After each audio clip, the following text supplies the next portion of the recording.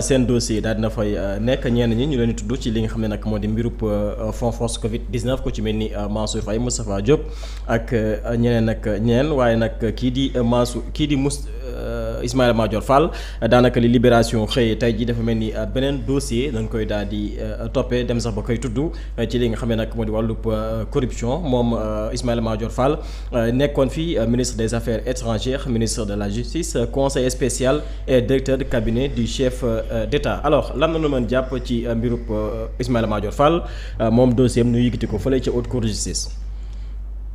Baye Madior. Alaaji am na kuy sondage ci chat bi pour yokk seen salaire yi 313. pour ñu yokk suñu salaire yi. am na kuy sondage fii ci commentaire yi. loolu liggéey Moustapha Diop la. lan moo gañe loolu mi ngi ci loolu de. yokk a gañe wala ñàkk yokk. loolu liggéey Moustapha Lo la. non As Gueye. As Gueye waaw. fan la ko sondage moom. nee na wax leen moom damay def sondage. doubler le salaire des gars de 313 digital ou pas. waaw nee na de sondage ci loolu. Moustapha Lo moom ma ngi ca j'aime yi moom nee na 2500 vues. 2500 téléspectateurs. 500 j'aime na gars yi yokk j'aime yi waa gars yi lu tax mënuñ di aimer ñoom it. mën di jummi naa man kenn xamut lii lan la. fàttali leen ko dee leen ko fàttali. sem. Moustapha Lo. seme leen yaa ngi seme leen nu seme waaw. nu bës sem bi waaw. Alaaji ajagay doxalal. dañuy ñëw ci Ismaïla Madior comme moom mooy la surprise du groupe. noonu la ko gaañu tuddee. oui. selon quelques nee nañu membre bureau assemblée nationale ba sax ba ñu gisee Ismaïla Madior ñoom. turam da leen a surprendre. xaaruñu ko fi woon. waa lan la fi Ismaïla Madior di def.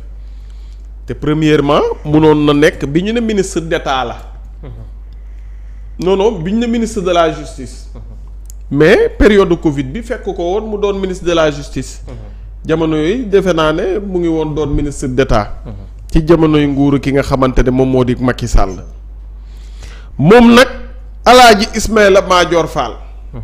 waa ji nee nañu la demande de mise en accusation du professeur Ismaïla Madior Fall, ancien ministre sous le régime de Macky Sall, serait-elle réellement liée à la gestion de la Covid-19 mooy question bi ndax Ismaïla Madior Fall la ñu koy toppee ba tax turam dugg ci li nga xamante ne moom moo di juróomi ministre yooyu ñu war a lëwe seen ñu ñaar a jébbal ñooñee nga xamante ne ñoom ñoo nekk haute cour de justice moom Ismaïla ci la bokk wala bokk ci juróom-ñaa ngi Moustapha Diop Mansour Faye Aïssatou Sophie Gladima Ismaïla Madior Fall Ndeye Saly Diop information bi mooy juróom ñii am na ñaar ñu war a lever seen immunité parlementaire am na keneen ku ñu war a lever waat immunité parlementaire am lever waat laa wax dinaa ci ñëw ci kanam.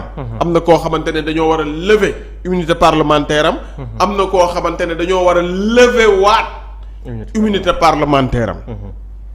kon Ismaïla Madior yow ci sa njort. Covid 19 lan koy toppee ndax jamono jooju moom nekkul woon ministre de la justice. wala lan lanu kaa toppee. Covid 19 la. wala leneen la. leneen. léegi ma ñëw ci leneen loolu. wala moom moo koy xam nga leneen li. leneen. wala njortu nga leneen li waay nit ñaa ngay njortu kon nag ça veut dire que ne machine ba enclenché wu na justice ba nit ña jóg nañu ñu ne Ismaïla Madior Fall déglu ma bu baax a baax est dans le viseur du parquet général pour une autre affaire kon Covid 19 toxu na. lu laalewul ak Covid 19. waaw laalewul ak Covid 19. loolu information la jàpp leen ngeen bind. bu ngeen demee seen kër yi toog di waxtaan ak seen yaay yi ak seen papa yi ak sunu yaay yi nekk di seetaan ak sunu papa yi seetaan Ismaïla Madior Fall moom xamuñu yii di ñëw de waaye fu mu toll nii tembe saa si tembe lanu koy toppee Covid 19 bokku ci kon ay mbirum cautionnement rek mbir yooyu noonu peut-être mun nañ ko cee dégg waaye buñ ko ci déggee it xam leen ne laalewul ak li nga xamante ne moo di Covid 19 te du si am. Momo Gaye génn nga ak fit de waaye yàlla baax na. yàlla baax na. déggul waa ji mu ne. il est accusé de faits présumés. alaaji. présumé. ma continuer wala ma bàyyi. continuer. alaaji. bàyyil ma kii rek. comme wax naa leen ne. comme wax naa leen ne laalewul ak Covid 19 mën naa yem foofu. doxalal présumé yaa ngi ci présumé. information bi loolu la. doxalal. comme wax naa leen ne laalewul ak Covid 19. mën naa yem foofu. ñu jàll ci yeneen yi. waaw bu dee. dafa yam de. doxalal waaw wax leen laaj leen. dugg ba profondeur. bu dee bëgg na lu ma dugg wax leen lan la ñuy toppee Ismaïla Madior lan lañ njort ne moom la ñuy toppee Ismaïla Madior ñu ñëw ci. doxalal bu dee bëgguñ ko nag ñu jàll ci 5 ministres yi. waaye l'essentiel mooy leeralal naa leen ne. lanu koy toppee laalewul ak Covid 19. rapport Cour des comptes bii ñuy wax Covid 19. laalee gu ci bokk. léegi mën na noo jàll ci 5 ministres yi. bàyyi ma nañ bàyyi Ismaïla Madior. ñëwal doxal ci Ismaïla Madior da ngaa bëgg ma doxal. ci day dosé nii wala day kii nii wala yow muy vidéo yow simple de. non mais tamit affaire yi doo ko yombal non parce que ñii du ñu xam yooyu yeneen journalistes yi du ñu leen ko defal nii xam nga yeneen journalistes yi dañuy wax ba noppi chroniqueurs yi wax ba noppi gaa ñi toog di seetaan ne waaw yow kii lan lay wax nii waaw kii Covid 19 bi bokk na ci wala bokk ci. di laajaat di woote di laaj naan kii lan la wax. mais lu leeree nii moom kenn xamu ko. dama la dédd. ah. ni ko am na ci de. léegi déglul ma dimbali leen rek yeggali Ismaïla Madior toppewuñ ko Covid 19. ñu ne il est accusé de faits présumés. njortu nañu ne kenn waxul ne moo ko def encore une fois de plus. présomption d'innocence. coupable ak innocence. tribunal la koy wax newul ci plateau yi la ñuy wër di wax ñii ñoo coupable ak ñii ñoo innocent. ak présomption de culpabilité. présomption de culpabilité loolu Moussa Bokar Thiam a koy wax. ak moom. moom mooy wax li présomption de culpabilité moo ko waxoon. am na. mais moom moo ko waxoon. wax na ko. njortu nañ ne moo def daal loolu moo amul fenn présomption d'innocence rek. xam nga bul ba tourné. bu ñu neexoon topp ko fii présomption de culpabilité waaye duñ ko def. nanu civilisé rek. ñu ne il est accusé de fait de présumé de corruption alors qu'il était garde des Sceaux. Ministre de la Justice. À ce stade, tout ce que l'on sait est que le dossier se fonde entre autres sur une confession très détaillée d'un entrepreneur appuyé par le directeur des constructions des palais de la justice. Alors que l'Assemblée était mise en branle, un autre fait est survenu ce mardi. En branle plutôt. Donc c'est-à-dire Ismaïla Madior Fall njortu nañu ne mbirum corruption la ñu koy toppee gannaaw ba nga xamee ne déglu nañu kenn koo xamante ne entrepreneur la.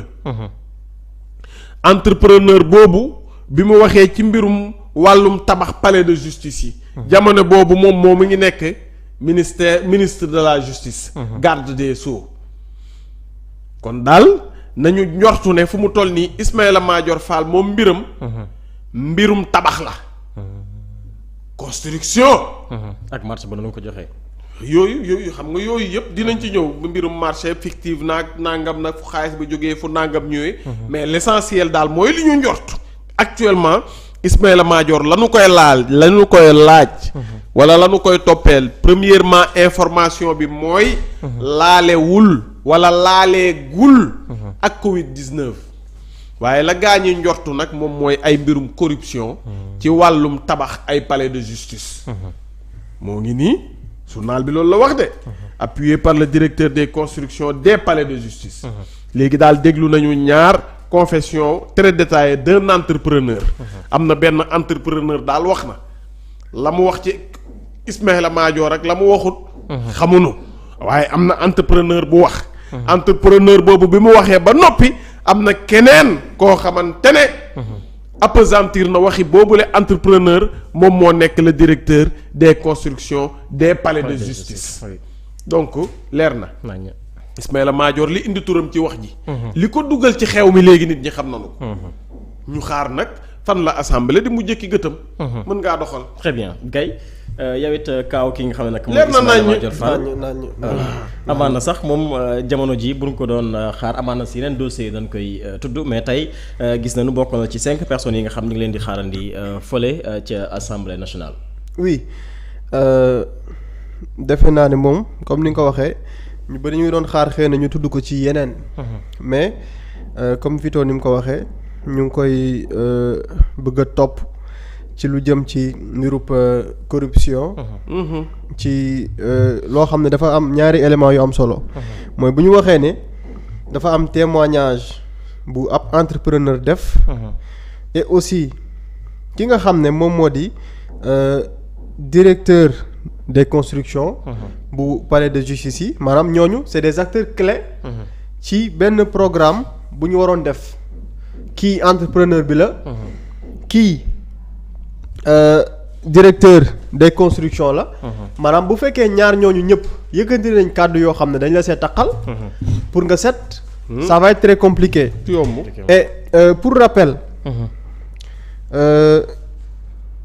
19 août 2023. moom le garde des Sceaux. mi ngi doon xamle. que ci lu jëm ci cadre modernisation des infrastructures du ministère de la justice muy PROMIJ.